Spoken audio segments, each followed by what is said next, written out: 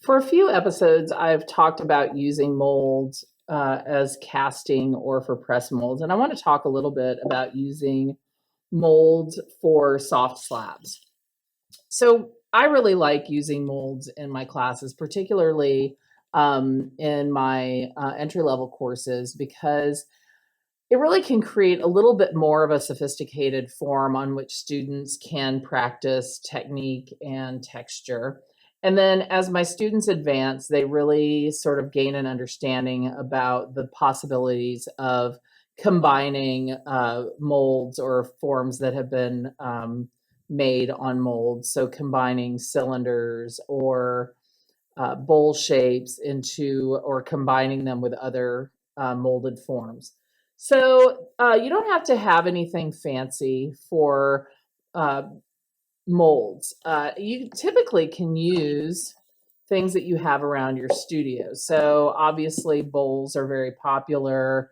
Anything cylindrical works. If you've got those cone-shaped spools, those work really well. However, you will need to prepare your form that you're using, the mold you're using, or your clay prior to building or placing the clay on the mold, forming the clay to the mold. If you are using something like this that is just a plastic bowl and you're planning on draping the clay over and pressing it down, the issue is that this is a non-porous surface, so of course the clay will stick to this if you're using clay that is pretty plastic and has a lot of moisture in it. So there are a couple of things you can do. You can put plastic on, or paper, strips of paper in sort of a radial balance from the center point work better, because otherwise the paper folds onto itself. The same is true, plastic can fold onto itself. So another possibility is treating your clay with a little bit of cornstarch. Cornstarch is good because it is organic and it burns out in the kiln without any fumes. So if you take a little bit of cornstarch and dust the surface of your clay, get it all over there, and then you flip your clay over. And I always tell my students to look at both sides of the slab. And if they're going to have an interior, they want to use the messiest side, or the least pristine side anyway. And then you would just take your slab and press it onto that mold. And because it has that barrier of that powder, it's really not sticking at all. So we could set this aside and let it stiffen up to the point where it could support its own weight. And then from there, we could take it off our mold. If you're using something like a cardboard tube or a can for a mold, which the students that made these projects have done, then even though the cardboard is porous and it absorbs moisture, the clay will likely still stick to it. So what you're going to want to do is you're going to want to wrap it in plastic. I like to use clay bag plastic because it's nice and thick. And if you're doing this with a soda can or another form that you're going to cap off on the bottom. So what I mean by that is the student wrapped this around the can, wrapped the clay around the can, and then they put the bottom on before they removed the can. And that necessitates putting a hole in the bottom of the can or whatever form you're using so that it does not create a vacuum. If you're going to leave the bottom open or you're going to cap it off later, then it wouldn't need a hole in it. Whether you are wrapping your cardboard or your can, the process is pretty much the same. You are going to get a piece of plastic. Again, I like to use clay bags because they're a little bit thicker. And I line it up, I cut it down, I use my paper cutter so I get a nice crisp line. And I line up the bottom of the cylinder, which hopefully has been, if I cut it down, I did a good job of cutting it straight. And I want it to overlap. And I try not to make too much of an overlap. This one has a little bit more than I typically would want. And the reason is, as you roll it, it kind of creates a little bit of slack. And you want this to be nice and tight. However, you might ask yourself, why not just tape it down, this edge down to the cylinder? You do not want to do that, and I'm going to show you why in just a moment. So less overlap is better because there's less chance of having that looseness. And then I'm taking my masking tape and I'm taping the plastic, and I'm taping the plastic to itself. I am not taping it to any part of the cylinder. I'll move my camera down just a little bit.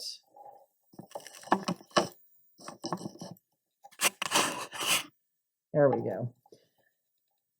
As I said, I'm taping the plastic to itself. And the idea is that I would then wrap my form with my clay. And then when the clay has set enough to support itself, I can just pull the cylinder out of that plastic sleeve, leaving the plastic sleeve inside the clay form, which I could then just pull out of the clay form. And if this were taped to the cylinder, then the plastic would want to come out with the cylinder and it would not work, or at least it would not work as well. If you want to go a step beyond and you want to have a set of molds, I always leave some bowls handy when I'm working with plaster, because I inevitably will have an extra bit of plaster, excuse me, which then I will just pour into a bowl. When you're selecting a bowl for a mold, you want to make sure you're picking something that is flexible. You don't want to have something that is too rigid, because you need to be able to push this mold out. Because of that, you also want to leave a little bit of space. You don't need to leave this much, but a little space underneath, so that the plaster is a little bit underneath the rim, because sometimes you're going to have to put it upside down and kind of plunge it to pop your plaster out.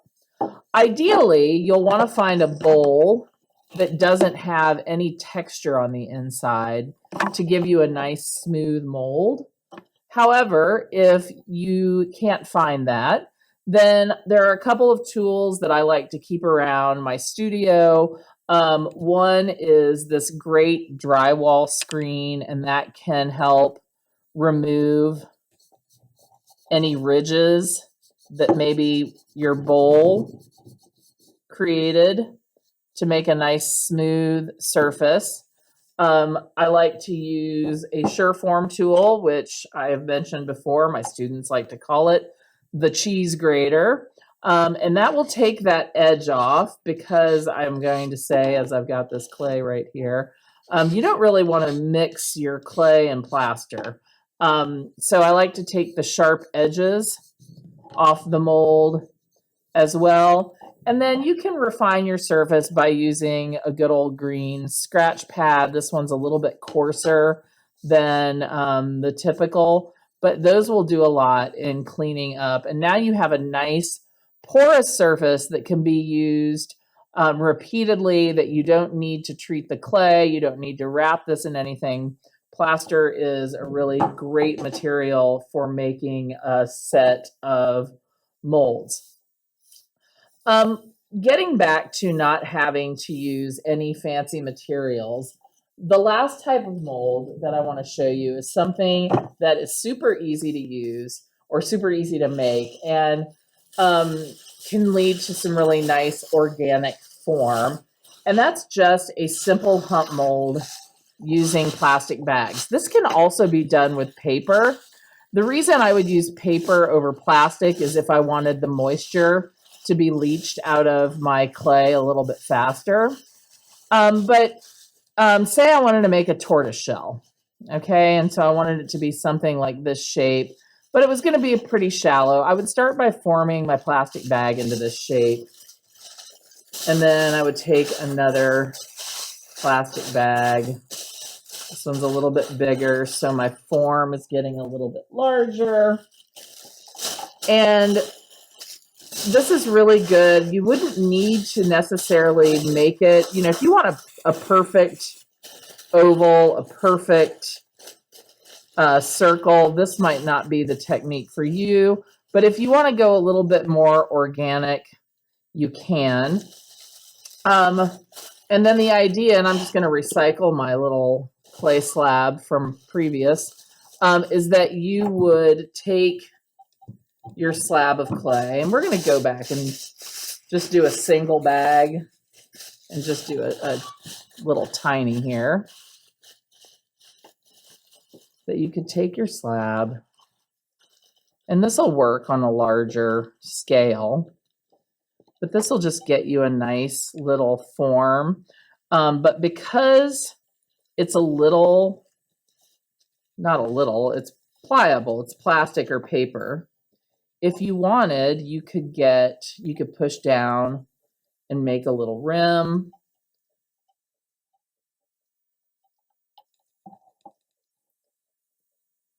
Get rid of these little cracks. Let's see. You could go in and again, I like these techniques for